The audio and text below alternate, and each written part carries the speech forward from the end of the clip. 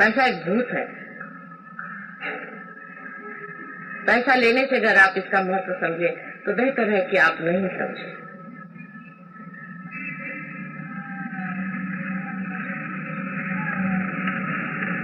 कोई भी पैसा देने से इसका महत्व आप नहीं समझ सकते। अपने को ही पूरी तरह से देना होगा, और वो देने में कितना मिलने वाला है। जो आप 7 गुणे खड़े हुए हैं वो तो एकदम साक्षात हो जाए।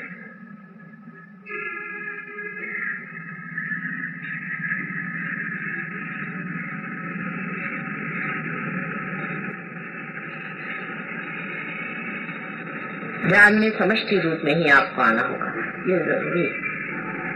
चाहे महीने में एक बार ही आए, लेकिन जहाँ 7 लोग बैठते हैं वही बैठ करके ध्यान करना चाहिए। चाहे आप एक अपना छोटा ग्रुप बना लें जहाँ आप हफ्ते में एक बार मिल सके और एक बार बड़े ग्रुप में। क्योंकि मैंने आपसे बताया था कि ये विराट का कार्य, जैसे शरीर का एक एक अंग प्रत्यंग जो है उसको जागना है। जितना जागरूक होता जाएगा वैसे वैसे दीप जलते जाएगा। आप लोग जो घर में बहुत भी ध्यान करते रहे, मेरे आने के बाद आप जानते हैं कि आप लोगों ने पाया कि कुछ प्रगति नहीं है। लेकिन यहाँ 6-7 आदमी जो रोज आते थे और ध्यान करते थे, उन्होंने बहुत प्रगति करी।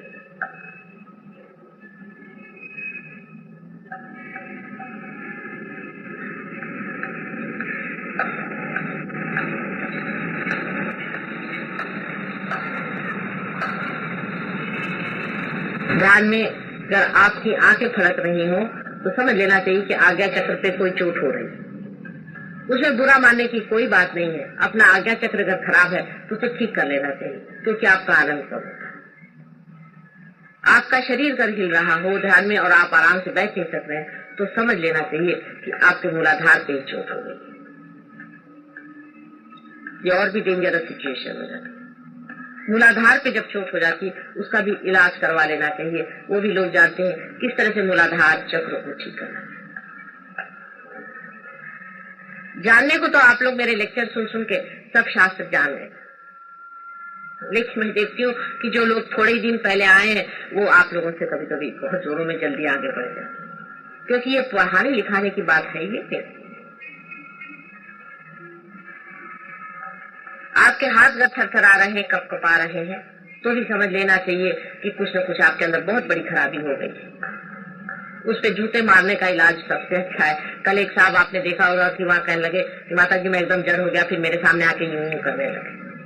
उनसे मैंने पूछा तुम्हारे गुरु कौन है, तो कहने लगे कि भागवत साहब है पूना में। तो मैंने कहा वो क्या करते हैं? कहने उन्होंने एक स्पिरिचुअल वो बनाया हुआ है, साई स्पिरिचुअल सेंटर, और वो उन्होंने मुझे दीक्षा दी। मैंने कहा दीक्षा क्या दी?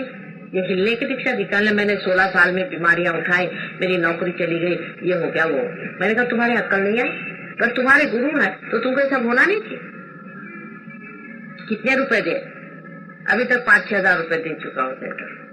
मैंने कहा अच्छा 5-6 हजार रुपए से दे करके सारी बीमारियां तुमने अच्छे से मोल ले ली। फिर उसको भूत को, उसके जो भागवत साहब थे उनको जूते मारे, और वो जो दूसरा उनका सेंटर था उसको भी जूते मारे, तब उनका हाथ ठहरा और ठीक। ये तो आप ही के सामने कल हुआ था, बहुत से लोग वहां। उनसे साफ साफ बात कर लेनी चाहिए कि आपके कोई ना कोई गुरु है, आपके अंदर कोई ना कोई बाधा है, आपके अंदर कोई ना कोई गलत है। उसमें कोई बुरा मानने की बात नहीं।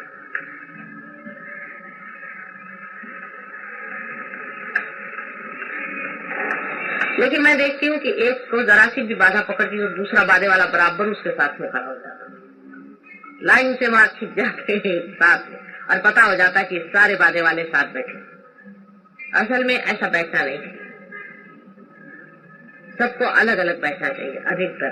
जैसे कि कोई ग्रुप बना लेते हैं, बहुत गलत बात। जैसे कि थाने वाले आए तो थाने वाले साथ बैठ गए, फलाने आए, ऐसा आप अलग अलग बैठिए, बहुत जरूरी। सब इकट्ठे होकर मत बैठिए। दूसरी बात यह है कि जैसे कोई बुढ़े हैं, उम्र में ज्यादा है, बुजुर्ग है, कुछ बीच के हैं, कुछ छोटे हैं। छोटे बच्चों को तो ऐसी कोई विशेष बात है, लेकिन जो बीच के और ये लोग हैं, ये सब अलग अलग बैठे। जो बुद्ध है वो जवान लोगों के साथ बैठे, जो जवान है वो बुद्धों के साथ बैठे। 4-5 जवान इकट्ठे हो जाए तो भी आफत हो जाएगी, और 4-5 बुढ़े इकट्ठे हो जाए तो भी आफत हो जाएगी। आप देख लीजिए, होता है। जवानी और बुढ़ापे की जो समझ है दोनों बांटने की थी, वो भी आप सामूहिक चेतना में बांट सकते हैं।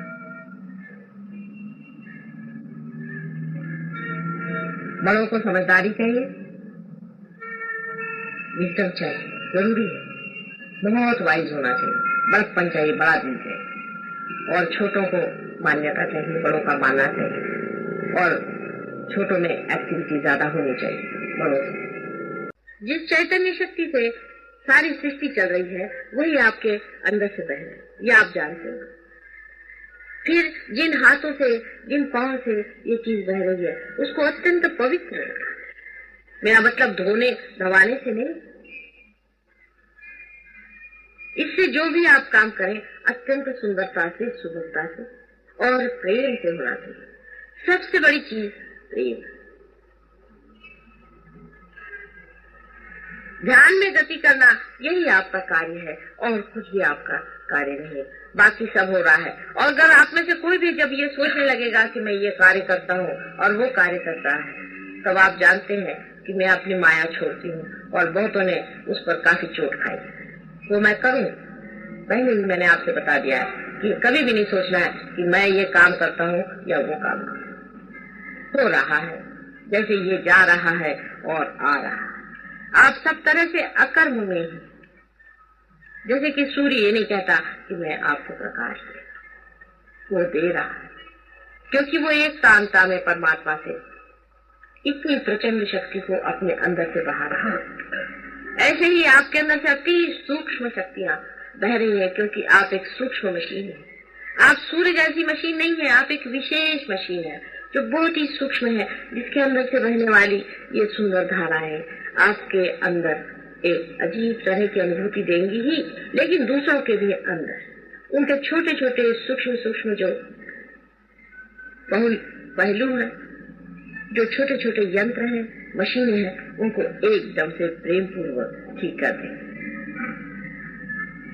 ये जो शक्ति है ये प्रेम की शक्ति है, इसलिए इसका वर्णन कैसे करूं मैं आपसे। इस मशीन को ठीक करना है तो आप किसी भी चीज से रगड़ मगड़ के ठीक कर दें, कोई आप स्क्रू लगा दें, का इसमें ठीक हो जाएगा। लेकिन मनुष्य की मशीन जो है वो प्रेम से ठीक होती है। उसको बहुत जख्मी पाया है, बहुत जख्म है उसके अंदर में, बड़ा दुखी है मानव। उसके जख्मों को प्रेम के दवा से आपको ठीक करना है जो आपके अंदर से बह रहा है। ये वाइब्रेशन सिर्फ प्रेम है। जिस दिन आपकी प्रेम की धारा टूट जाती है, वाइब्रेशन रुक जाती है। बहुत से लोग मुझसे कहते माता जी हमको बाधा हो गई, हमारे हाथ से वाइब्रेशंस बंद हो गए। आपके अंदर से प्रेम की धारा टूट गई। प्रेम का पल्ला पकड़ा रहे, सिर्फ प्रेम का वाइब्रेशन बहते रहेंगे क्योंकि यही प्रेम परमात्मा का जो है वो बहे और वही बह रहा है। इतनी अद्भुत अनुभूति है, इतना अद्भुत समाया हुआ। क्या ये सब व्यर्थ हो जाएगा क्योंकि आपने इसमें पूरी लगन से मेरा साथ नहीं दिया?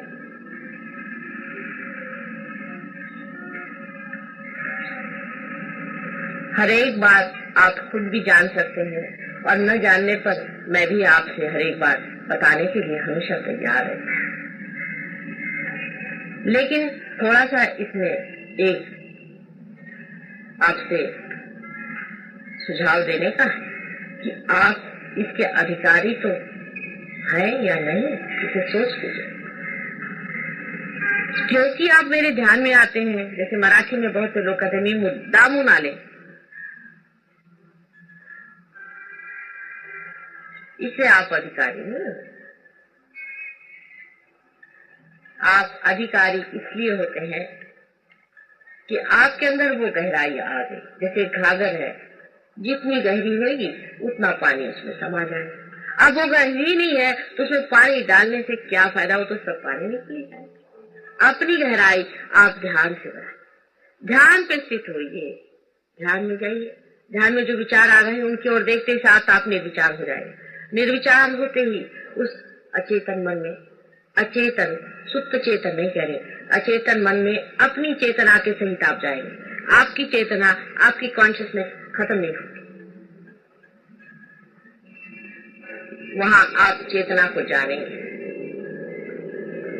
ये पहली मर्तबा इंसान के शरीर के अंदर हुआ है कि आप अपना भी शरीर जानते हैं और दूसरों का भी जानते हैं, और दूसरों के बारे में भी आप सामूहिक चेतना से जानते हैं कि इसके अंदर क्या हो रहा है। इसका महत्व अभी बहुत कम लोग जानते हैं, क्योंकि सब लोग मुझसे कहते हैं कि माता जी, सबसे अगर आप रुपया ले तो सब लोग समझेंगे, क्योंकि लोग पैसों का महत्व मानते हैं।